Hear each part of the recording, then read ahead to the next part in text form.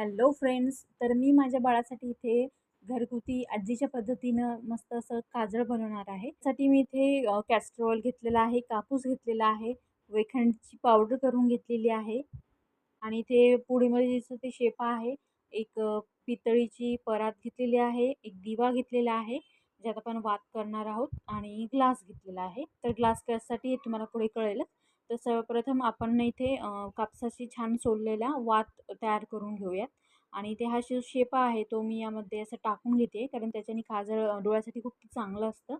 आणि इथे वेखणसुद्धा आहे, ते सुद्धा डोळ्यासाठी खूप चांगलं असतं आणि ते सुद्धा मग आपल्याला थोडंसं यावरती अगदी घालून घ्यायचं आहे